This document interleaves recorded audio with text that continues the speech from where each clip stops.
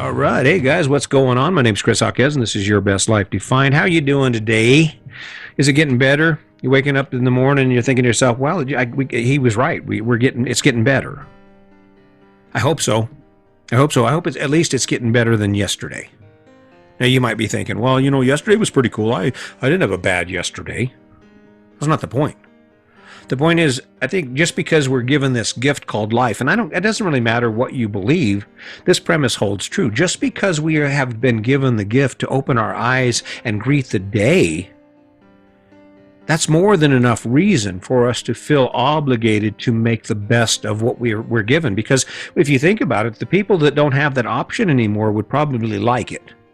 I mean, if you're inclined to be wasting your life doing a bunch of crap that sucks with no energy or desire to improve that, barely skate by in your life, barely skate by in your moments, half-ass job here, half-ass effort there, no effort.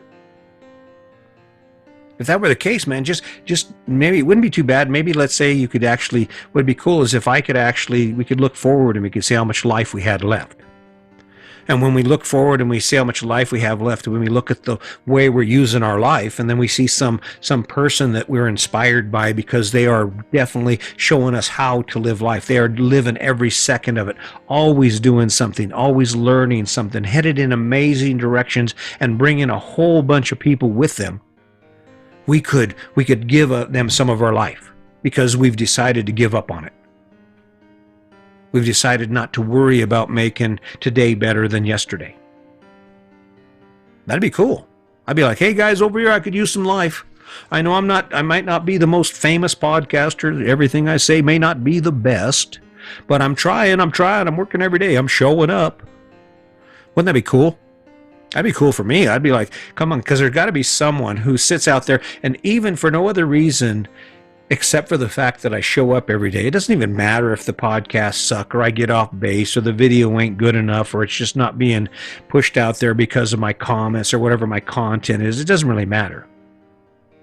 Can you imagine if someone would actually say, "Okay, Chris, I see what you're doing and I'm just over here. There's no way I'm ever going to do any more than I'm doing, so I'm going to give you some of my life." I think the calendar says I got 17 years left. I'm going to give you a year on the back. Hell. By that time, I should be done anyway. kind of an interesting, but little morbid thought, but kind of an interesting thought, right? Don't you think? So what are you doing to make it better? Because happiness doesn't work. I've talked about that. If you go back and listen to any of my podcasts that reference happiness and its value in our goals and how to achieve our goals, happiness has no value. I mean, when you think about it, it's true. You may not understand it, but the truth is, think about the thing you did yesterday to make you happy. Let's see, you got up, you fixed yourself a great breakfast, or maybe you stopped by Starbucks and got you some coffee, and then you went into the convenience store and you went in and grabbed some stuff that you're not supposed to eat, or you said you wouldn't eat, but you ate. You got it anyway, so there you are. Made you happy.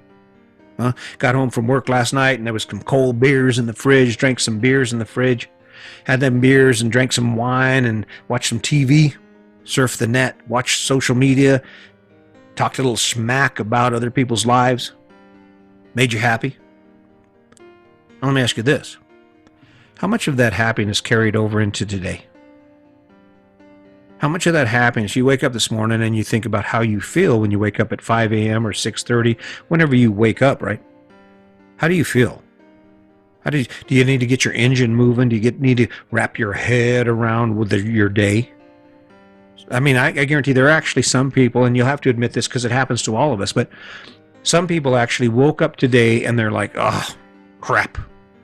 Oh, it's today. Oh, crap. I wish it was over. Wish it was over." You ever done that?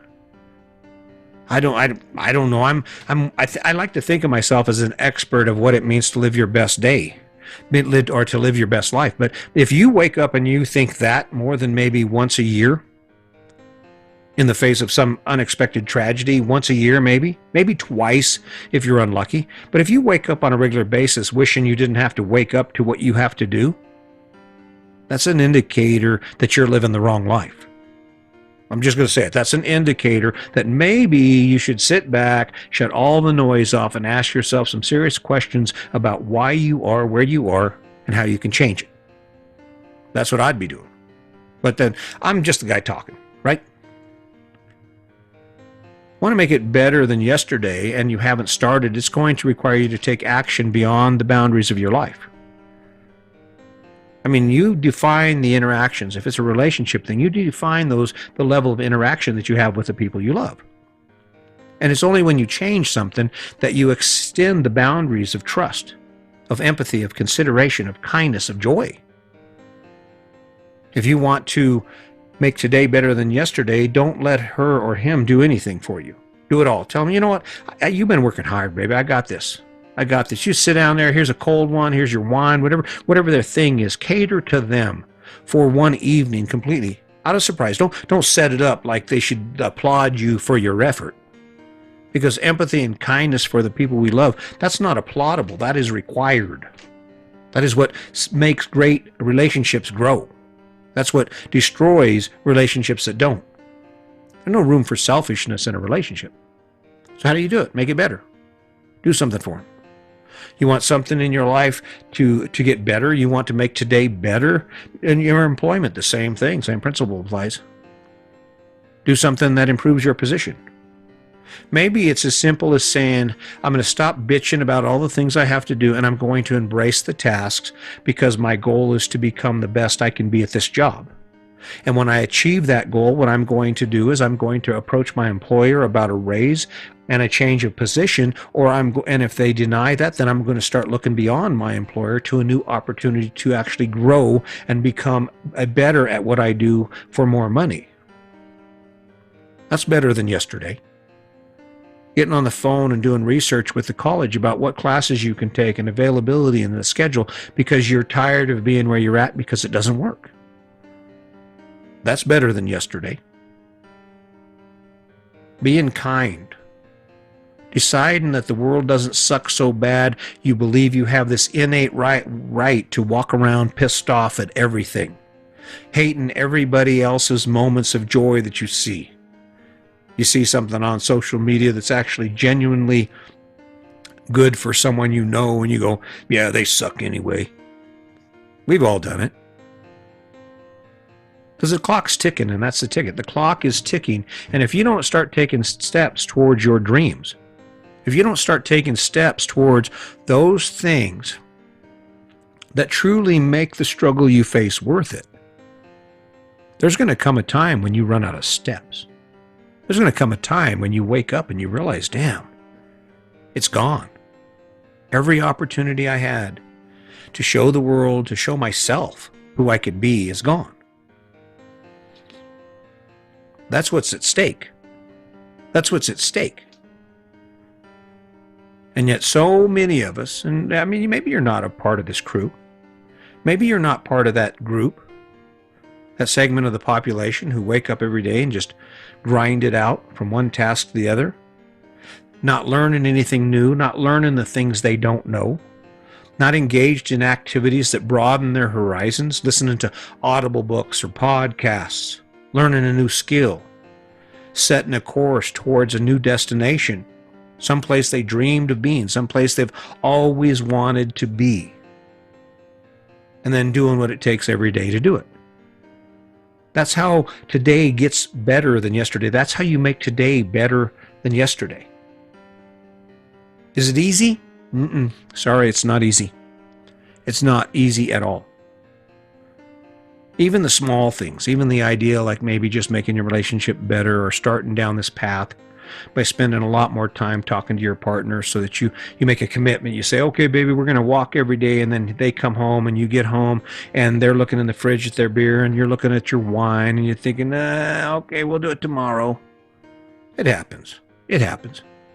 But just because you can't make it work right now, doesn't mean you have to stop trying. Pick it. You fail, okay, fail. All right, don't do it, but do it again. But keep it on the table. Keep that thing in front of you that will make your life better, that will make today better than yesterday, that will give you a direction to take your life that is beyond where you are right now. Because that's the difference between success and failure. That's the difference between people who wake up every day to a life that inspires them and energizes them to even do more crazy crap than the rest of the world. We all think, well, if I had more money, then my life would be better. No, it wouldn't. If you had more money, you'd spend more money. If you had more money, you'd be in more debt. If you had more money, you'd spend more time thinking about how to get more money. Because it's not what we have. It's not the amount of money we have as much as it is what we do with it. And let's just skip the whole money issue. Let's talk about this from another perspective. How many things in your life can you do right now that don't require money? But will substantially improve your life? How many things? Long list. Long list. Start working out. Start watching your diet. Stop spending money. Start being more kind. Start learning something. Start teaching something. I could go on.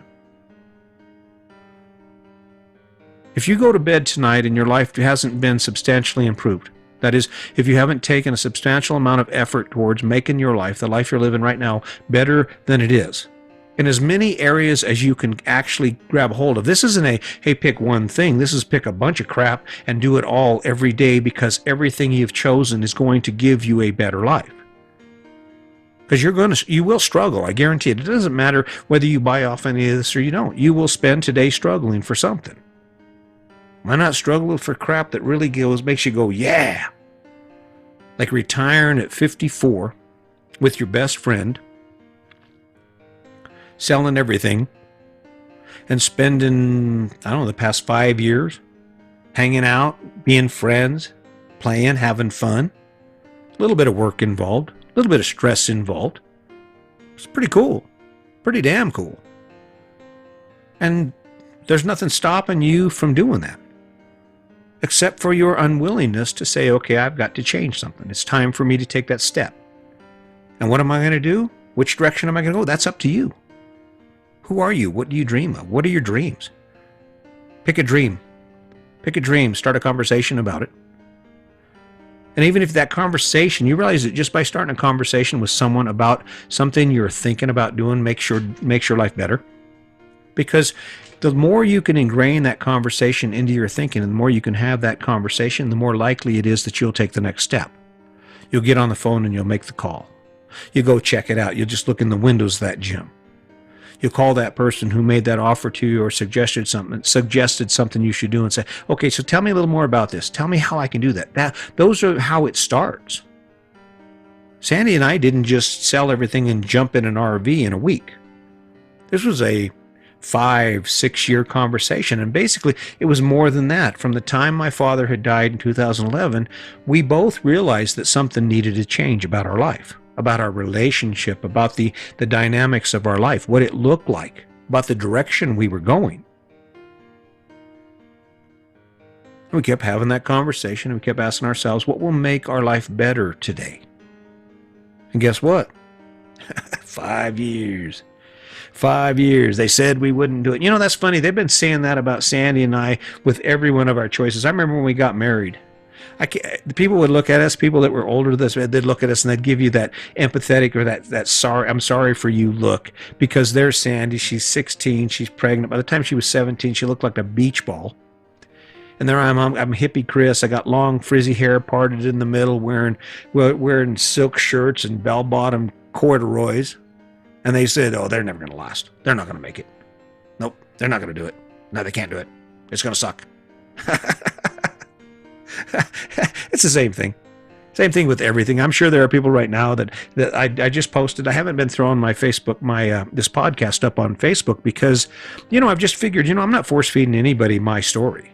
I'm not force feeding anybody the opportunity to have a better life, to actually build a life around the things they love, where they wake up every day and they struggle, but for that struggle, they get to do shit they love to do. I'm not going to do it.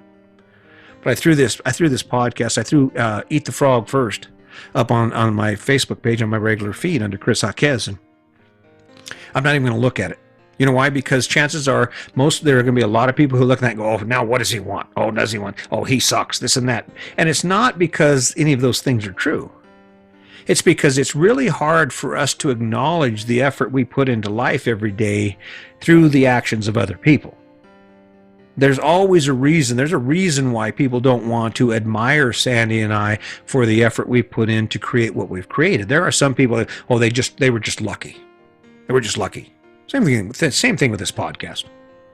Because the other big issue is people want you to be like them. People don't like people who are different. It's part of the reason our pool of friends that we have contact with on a regular basis has shrank. And I've come to the conclusion social media is not the place to build relationships. It doesn't work. If you can click me off like a camera or a light, the value in that relationship has a lot to be desired. But anyway, I'll tell you what, I think I've gone on long enough. I think you've gotten the message. I hope that tonight when you lay down and you'll make a commitment to living a better life. And then tomorrow morning when you wake up, you'll start searching for that thing you can do, that thing you can experience, that action you can take to make that happen in some portion of your life. And then focus on it every day, day in and day out, and ask yourself at the end of each day, did I make my life better? Was today better than yesterday? I hope so. Hey, keep that in mind, and as always, just remember, today's your day. Make it a good one.